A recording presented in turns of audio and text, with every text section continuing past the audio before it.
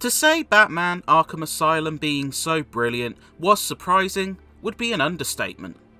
The Caped Crusader, while enjoying a better track record than some of his DC brethren, still harboured a fair share of awful games under his utility belt. Not only that, but this would come from Rocksteady who, while releasing the rather underrated Urban Chaos Riot Response some years prior, were relatively unproven, this being their sophomore effort. But Arkham Asylum is not your typical Batman game. It's a love letter to the hero, a terrific explorative adventure game, and a brilliant experience solely on its own merits. Even those with milder interest in the mythos of this superhero could adore this game with ease.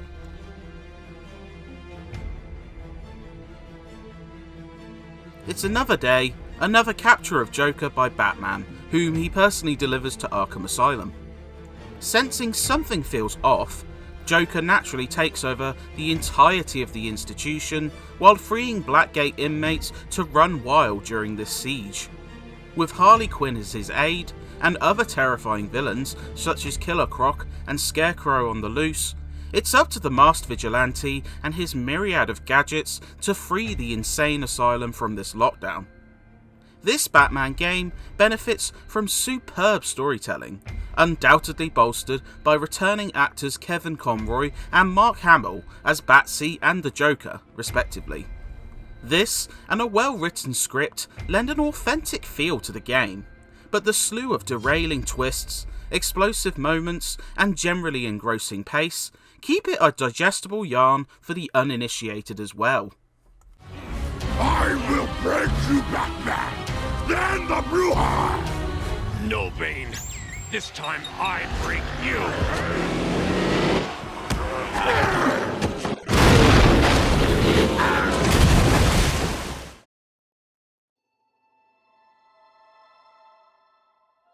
Arkham Asylum plays home to a brilliantly structured action-adventure, which borrows a few elements from classic titles.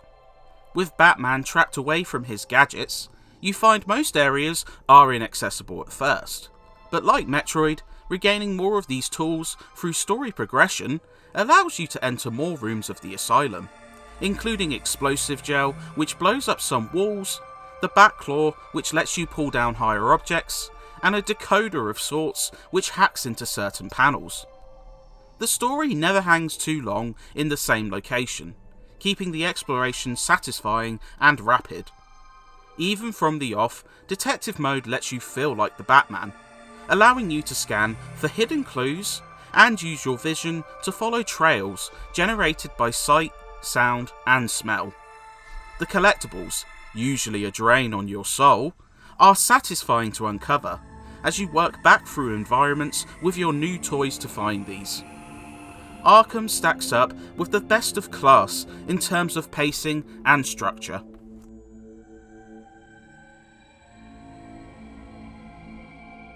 The core gameplay is also a treat, no matter which type you're tested on. Stealth is much more satisfying than most games, with Detective Mode allowing you to observe pathing and plenty of mechanical kinks, such as grates to access, gargoyles to perch on, and glide kicks to take down goons. The challenge soon ramps up, with collars alerting others to their unconsciousness, explosives planted on said gargoyles, and more goons than you could count. Combat was quite pioneering for the time, borrowing the crowd-based mechanics from Mark of Kree while refining them to a mirror shine. Guiding Batman's strikes with the left stick feels natural, counters feel gratifying to hit, and brutal strikes and finishes hit hard with each crack of the bone. Upgrades to the suit add more combos, stealth moves, and health, keeping you growing outside of regaining your gadgets. Throw in solid platforming and some great gliding mechanics, and Asylum plays damn well. Nice lady.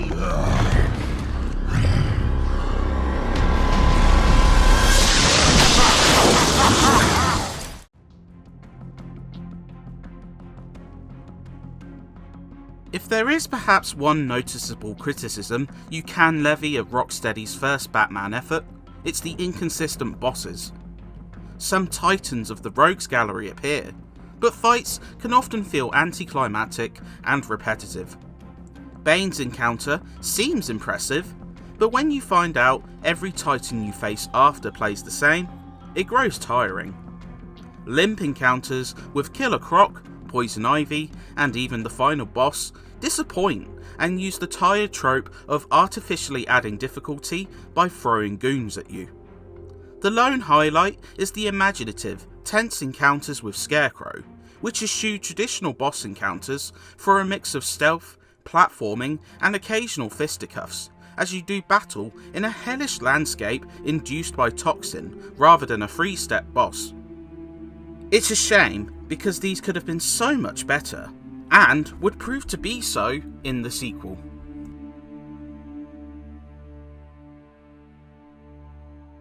Though Unreal Engine 3 was a little dated even by 2009, Arkham Asylum has a lot of visual delights.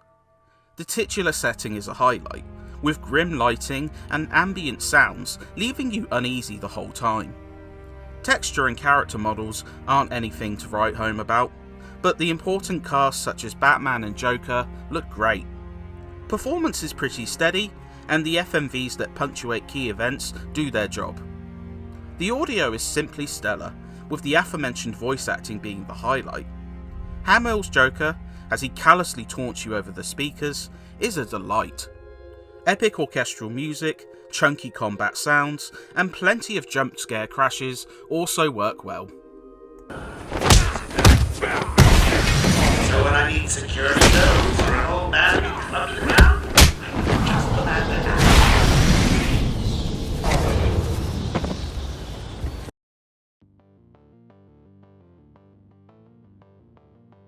The main story doesn't outstay its welcome, taking around 10 hours to beat if you focus solely on the narrative. Riddler's challenges, which sit at 240 and include collectibles, brain-melting tests, and chattering teeth, add significant lifespan. Outside of the story, a buffet of character bios and statues are available in the menu after finding these collectibles, a perfect incentive for Batman enthusiasts. Lastly, Challenge Mode takes key arenas from the story, divvying them into combat and predator stealth challenges, and requires some serious skill to master. Combat tests force you to vary your offense, avoid taking damage, and keep combos going. Predator challenges instead lay out a trio of tasks to complete, such as taking out multiple goons using explosive gel, requiring more lateral thinking. They're decent, though more of a light extra than another selling point.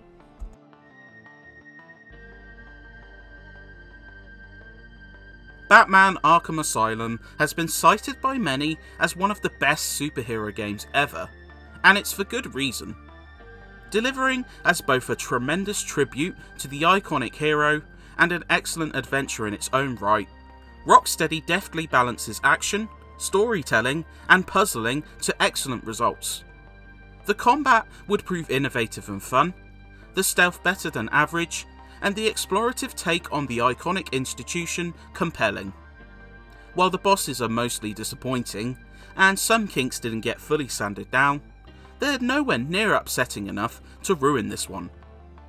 Even over a decade after launch, there's still an ambient brilliance to Arkham Asylum which remains compelling even for those who are not fans of the comic. Seeing as how I'm feeling generous, I'll give you this one for free. Knock me off! I dare you. End this! Pull the plug! Stop me once and for all!